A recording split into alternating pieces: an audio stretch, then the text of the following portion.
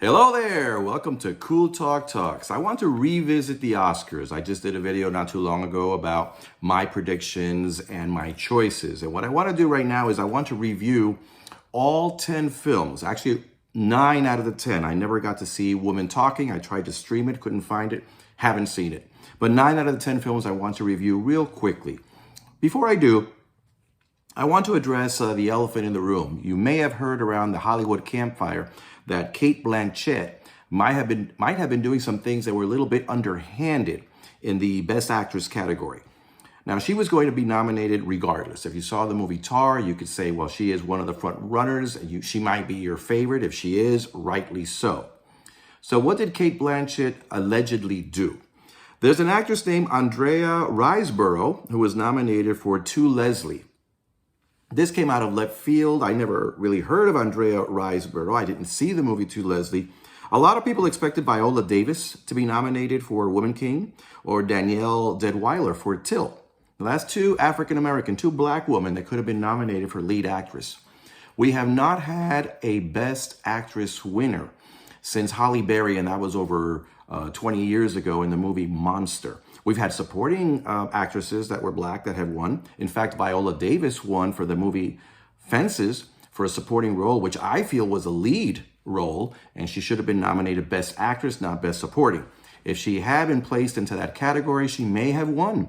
Very much so. She may have won, or it's possible that, what's her name again from the movie La La Land? Emma. Emma might have won. I completely forgot her last name. But in any case, I think she should have been nominated lead actress back in that movie, Fences, instead of supporting actress, and she very possibly would have won. Anyway, in this category, Viola Davis very well may have won Best Actress against Cate Blanchett. The talk is that Michelle Yeoh and Cate Blanchett are kind of head-to-head. So where does Andrea Riseborough play a part in this? It seems that Cate Blanchett called a lot of her friends, and a lot of the friends also spread the word, famous actresses that told people to see the movie To Leslie. Watch To Leslie. It's a good movie. And it looks like they really enhanced the role of Andrea Riseborough. They really pushed forward for this relatively unknown actress to be recognized. And she was. Now, why would she do this? Well, if Andrea Riseborough comes in, that means other actors have to be pushed out, which means Viola Davis was not nominated, Danielle Deadwyler was not nominated, and Andrea Riseborough might create enough excitement that Michelle Yeoh, who's another front runner and favorite in a lot of circles to win, may not win. In other words, Cate Blanchett may be able to push ahead. Now, I don't know if any of that is true. We do know that Cate Blanchett and other actresses really pushed To Leslie and Andrea Riseborough. And I think that Cate Blanchett at least should not have been one of the ones to do that. You shouldn't push another name while you are a possible favorite to be nominated in that category. That being said, it's very possible that Cate Blanchett, for the kindness of her heart, really liked the movie To Leslie, really liked Andrea Riseborough, and perhaps was, trying to push her, I don't want to say friend, I don't know if they know each other, but try to push the name of Andrea Riseborough forward.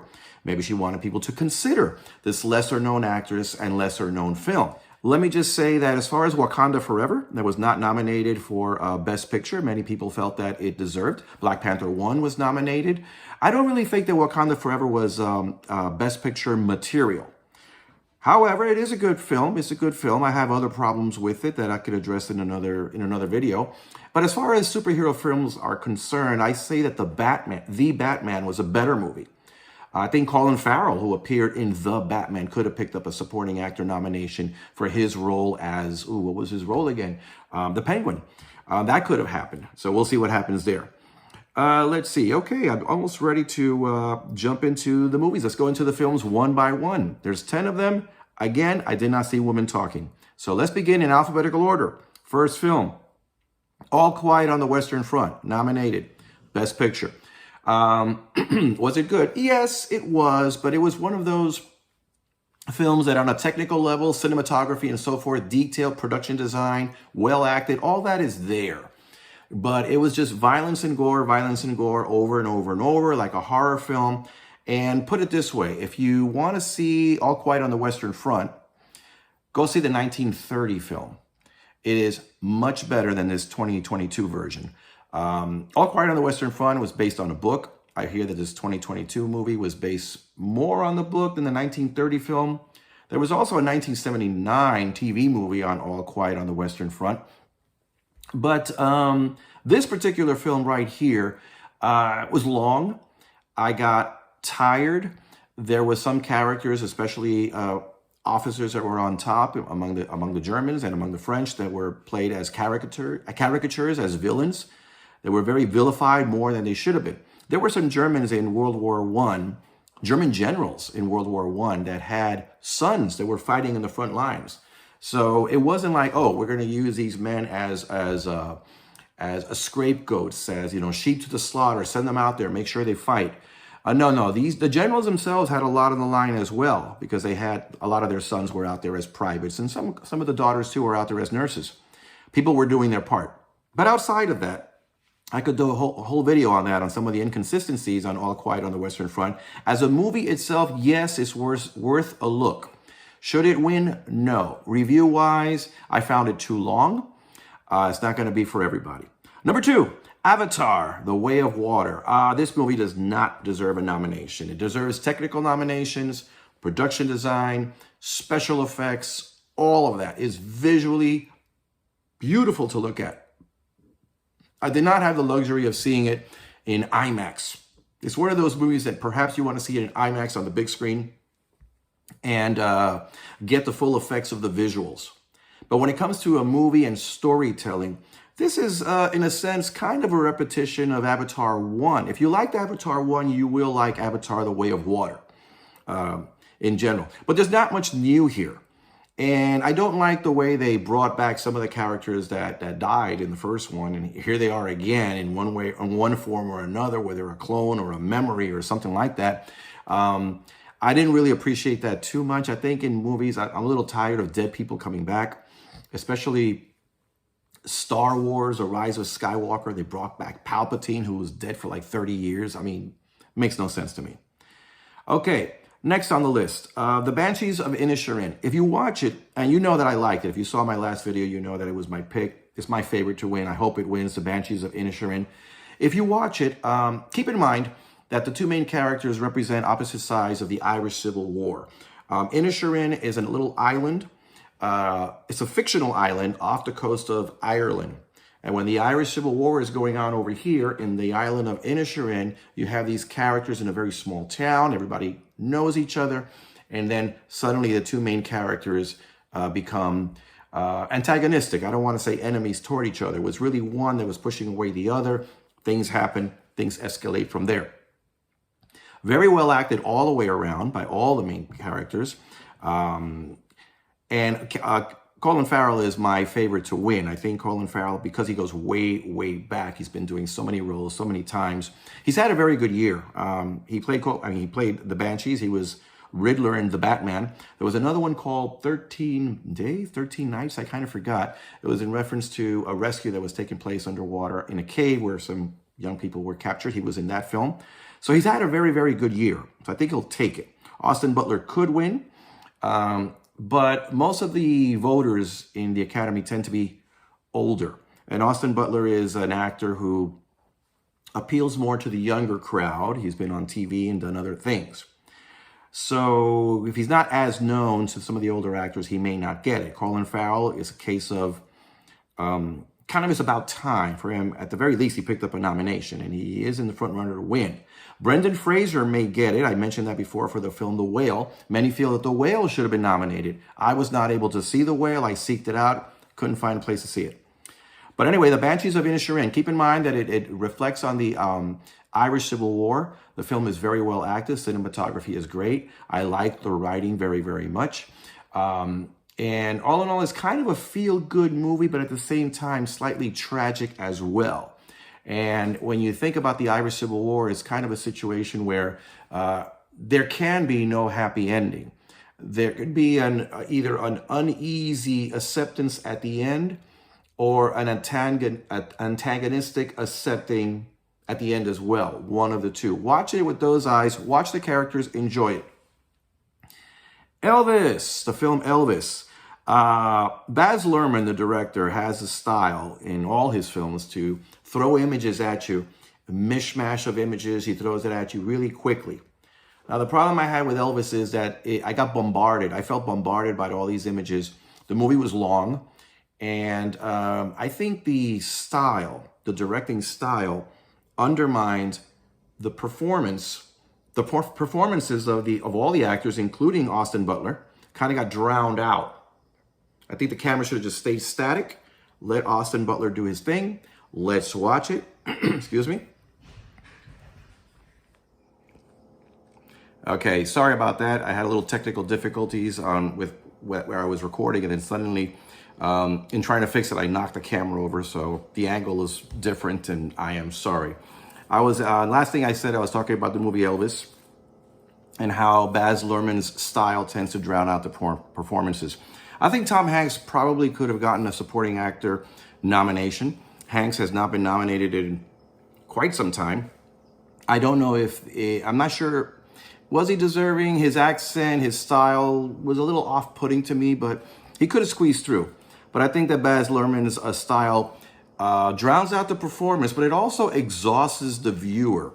Sometimes I wish he would just take a step back and just let us watch the story. And that was in the style, we're talking about Elvis here. Now we're going to go to the very next one, which is Everything Everywhere All at Once. Now here, Everything Everywhere All at Once has a similar approach. They also bombard you with a lot of images. Now here, directors Kwan and Sheener, they did it right.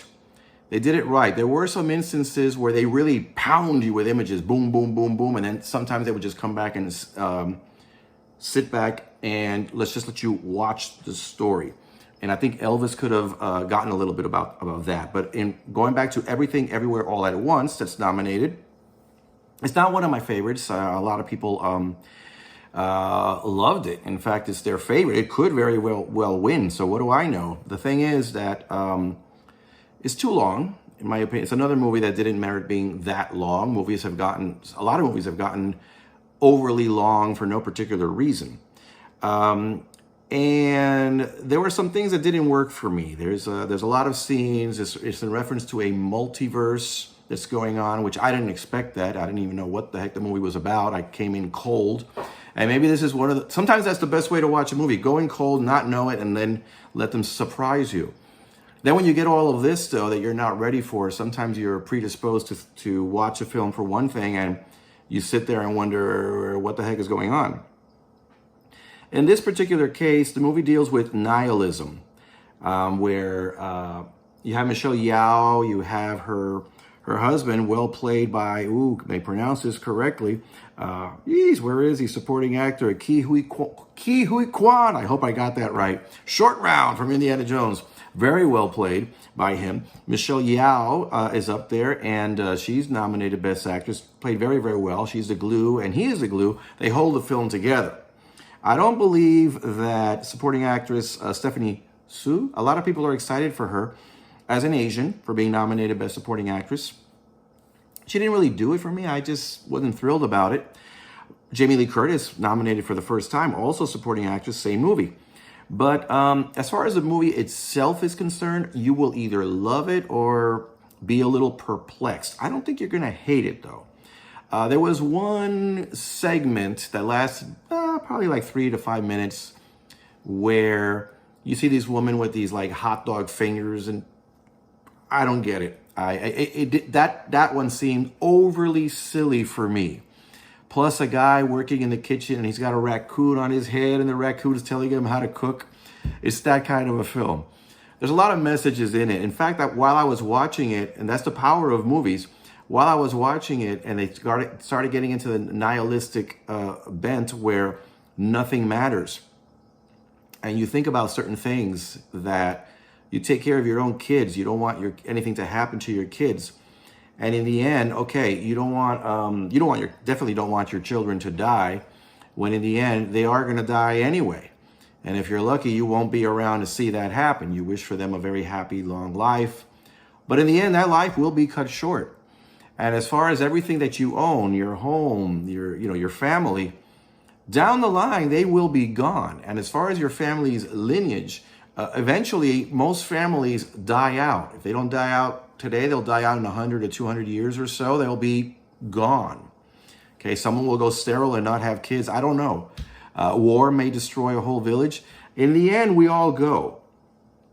And the movie pushes near the midway point the thought that nothing matters.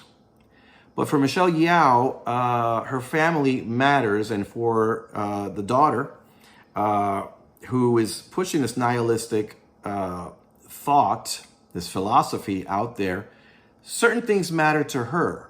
And if something matters, that means that everything matters. So the film does end in an optimistic note in the very end. That's a good thing, because believe it or not, I was getting a little depressed somewhere around the midway point where, like, what is this movie doing to me? I don't know if any of you saw it and had a similar experience. So perhaps the movie is more powerful than I give it credit for. The Fabelmans, Steven Spielberg's dream project. The more you know about Steven Spielberg, the more you will like the movie. The movie is very well acted by everybody involved. Paul Dano is in the film. He came out, another actor that came out in The Batman. He played the Riddler in The Batman. He didn't get a nomination for supporting actor.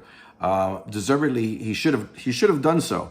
But outside of that, though, the movie's well acted, and I like the way that Steven Spielberg handles young actors, children actors, child actors. Going back all the way to E.T. in those years, Close Encounters of the Third Kind, he handles children really, really well. What you watch, you believe. Is the movie good? Yes, the movie is good. In my last video, I did mention The Fabelmans suffers a little bit with the narrative. You're going in one direction, and then it kind of like takes a turn, then it comes back, then it takes a turn. And I feel that sometimes the movie got away from Steven Spielberg a little bit, but not enough to discredit the film. So it's not exactly messy. It's sort of like, in some parts, almost messy. I said, well, I thought the movie was about this. Why are we going in this area? At the same time, it's based on his life. It's based upon, most of it is about him being, becoming a filmmaker and becoming the artist at a very, very, very young age, loving that profession, loving the camera work and filming. And then afterward, a family secret comes out. Then he's faced with anti-Semitism in high school. Then he's faced with having a really strong crush on a girl and gets heartbroken until finally near the end, you see him on his way to becoming a filmmaker. All these little bumps in the road, that is life. That is life. Life is messy. And so you could give the movie a pass on that ground. So on that grounds, The Fabelmans is a very good movie. Now, if you remember the Spielberg of way back when he was doing E.T., Close Encounters of the Third Kind, Hook, and I'm trying to think of some of the others, even Catch Me If You Can to a certain point. When you remember Steven Spielberg as directing films that are whimsical and play-like and childlike, and where even an adult can tap into the inner child and that kind of thing. And in all his films, even the Indiana Jones movies, he touches on fatherhood and sometimes lack of. In that sense, you know, lost father, divorce, and how divorce really affected him. And ironically, in his own life, he did a few wrong things and ended up being divorced himself. So, you know, sometimes we imitate what we dislike, or we carry on after our own parents, trying to avoid their mistakes. We commit them anyway.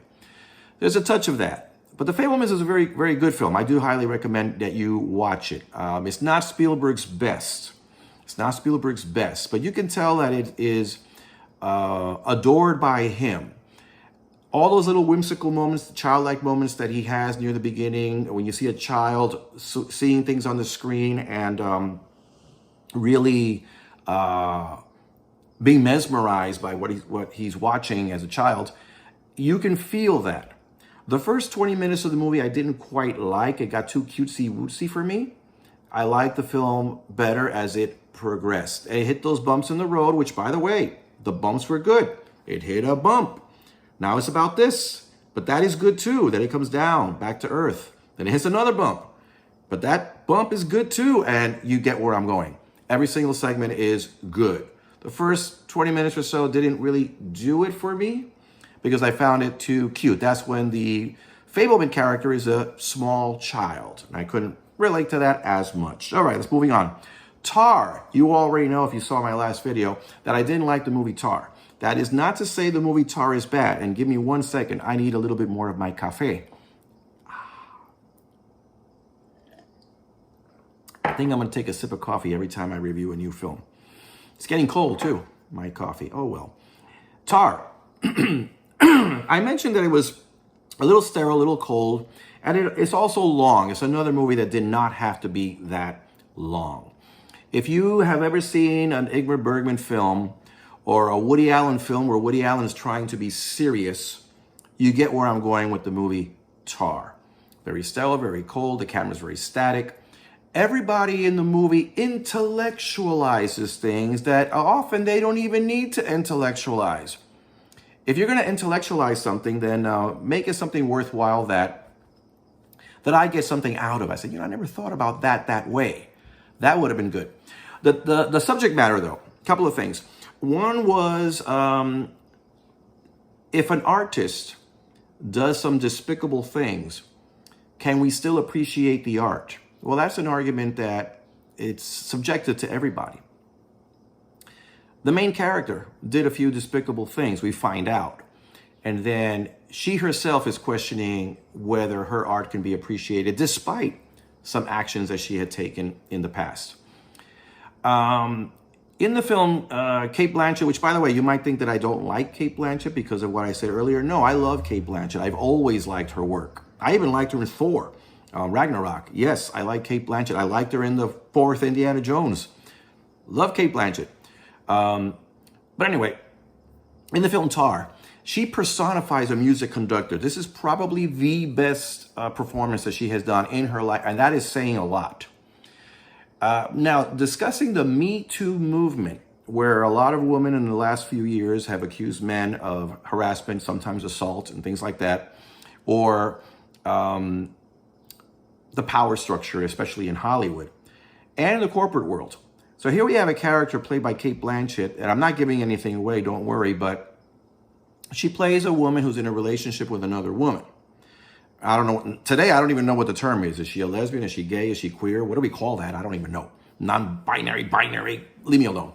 But anyway, Cate Blanchett is involved with a woman. The other woman has a child, and Cate Blanchett becomes a parent to that child. There's a part where Cate Blanchett is with the child and goes to school and tells somebody, I'm the little girl's father, which led me to think, does that go on in Hollywood? Because, I don't know. You got a woman saying that she's a father, or maybe she identifies as a man, or maybe the film considers her a man, even though she's a binary woman or whatever the term is. I don't know. I'm not going to get involved in that. Let's just say, though, that the movie does touch on how a woman can be just as cruel and manipulative as a man. It would have been more, I guess in my view, for me, it would have been more interesting to have a woman use the power structure during the Me Too movement, say, for example, or that mindset of the Me Too movement, to have a woman manipulate or even destroy a man rather than a woman manipulate and destroy another woman.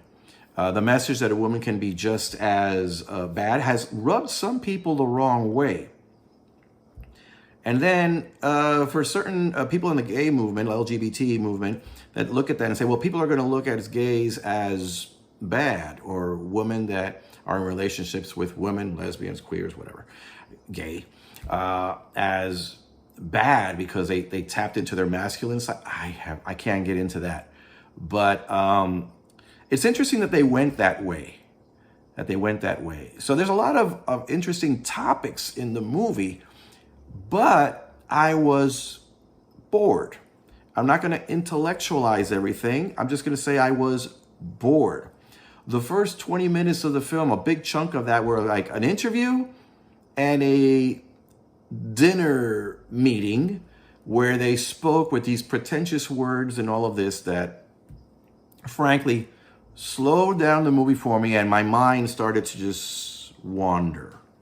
You would have cut that down a little bit. You would have probably cut out a good half hour out of that movie. It would have been better, but still worthy. And for some people, it's their cup of tea. Moving on. Another a little bit of coffee here. Top Gun, Maverick. Good movie. Not Oscar material, in my opinion. Just a good action film. It's Tom Cruise. Now, say what you want about Tom Cruise. A lot of people don't appreciate his acting that much. You can kind of tell that Tom Cruise does try hard. And sometimes it shows. It makes you wonder if he could just relax a little bit, choose some more dramatic roles versus action films, and perhaps if he relaxes a little bit, he can relax into the role, and perhaps an Oscar would be in his future. He's been nominated 3 times in the past. But lately he's been doing action film after action film, Mission Impossible, and so on. But I will say this. He may be a screaming, arrogant actor and wrapped up in Scientology and all of that. But the man really puts out quality work. Top Gun Maverick is a good film. It's a good action film. The Mission Impossible films, the last few, were excellent. And he had a lot to do with that. He is a producer of Top Gun Maverick. He was executive producer of some of the other Mission Impossible films. He pours out his all, and it all shows. If you watch Top Gun Maverick, Oscar, no Oscar, it's not going to win, but it is a good movie. Moving on. Triangle of Sadness. This is the last one because I did not see women talking, as I mentioned. So my last review. Triangle of Sadness. A bunch of rich people on a boat. A bunch of poor people working for them. The crew is there. The help, the maids, rich snobs, and all of that. And for the most part, you enjoy it. I enjoyed the beginning. There was a boyfriend-girlfriend dynamic going on at first that I was having a good time enjoying. Then the movie gets on the ship, but there's a section around midway through. If you don't like to see anybody vomiting in a movie, they vomit a lot. I have a strong stomach. I pretty much have seen everything on film, and it was kind of getting to me at a certain point. People were getting seasick at one point. They were throwing up, and you see it. And I'm like, oh, geez, again. So that didn't do it for me. The ending of the film, they wanted to make it look ambiguous, but for me, it was a cop-out. Choosing an ending and showing us the ending would not have hurt the film. The movie's about the battle between social classes and also the power structure. What happens to you if you are on the bottom of the ladder, and suddenly, because of circumstances, now you're up here, and on the power structure, everybody depends on you. So now you're the head honcho. What happens? What happens to you as a human being if that were to happen? And how do you handle yourself, and what happens to everybody else? So is the class structure a matter of upbringing, where rich snobs look down on peasants like us? Or is it psychological, where even peasants like us could be on the top of the ladder at one point and look down on everybody who's below because we think we're all that? The film itself is, I'm not going to say it's uneven. I think it is a good movie. It is a good movie, but I would have put other films there before it. RRR I mentioned before. The Menu I would have put there. There's probably a couple of other films. There's one that says, what's it called? This one with, the actress Mulligan. Is it Carrie Mulligan? Anyway, She Said, I think it's called. I have not seen it, but I've heard good things about it. So there's After Sun. Some people felt should have been nominated Best Film as well. The Whale, some people thought should have been nominated. So you could very easily remove a couple of the films on this list and nominated a few others. It has been a decent year for movies. When it comes to Oscars, somebody mentioned something, and by the way, I've already said Women Talking I'm not going to review. I just haven't seen it. But it is highly recommended, so hey, catch it. Somebody mentioned something. In fact, it was Cate Blanchett said something very interesting. What if the Oscars were not televised, where they just make movies and throw it out there, and then word gets out somehow, or we could stream the awards, or people picking up the awards, or see a mishmash of what happened, who the nominees were, and who they are, and they don't have to worry about appealing to the audience, to the TV audience, which is part of the reason some of these crowd pleasers are on this list. Okay, They really want to bring in the TV audience. Therefore, they really want to nominate some films that are enjoyable, crowd pleasers, blockbusters, adventure films, high budget, that made a lot of money. Therefore, they're very visible. Therefore, they think the TV audience will come here and watch us award and congratulate ourselves. Cate Blanchett in mentioning maybe we shouldn't televise it. That is an interesting point. I wouldn't go so far. I kind of enjoy watching the Oscars, but I think the Oscars should not depend so much on ratings. They should just be, if you get my drift. Just be the Oscars. They get decent ratings, okay? They don't get the ratings they got 20-something years ago. Part of that is due to streaming. A lot of it has to do to politics.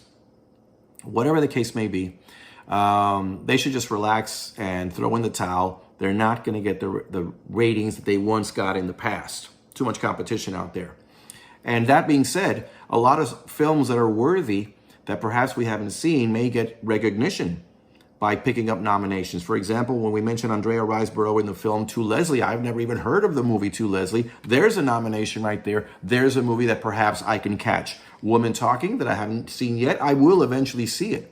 So these nominations do something. They do increase visibility, and you get to see a lot of films that perhaps you would not watch any other way, except to say, let me see what the big deal is about this one. I heard the performance over here is really good. So Oscars do have its place.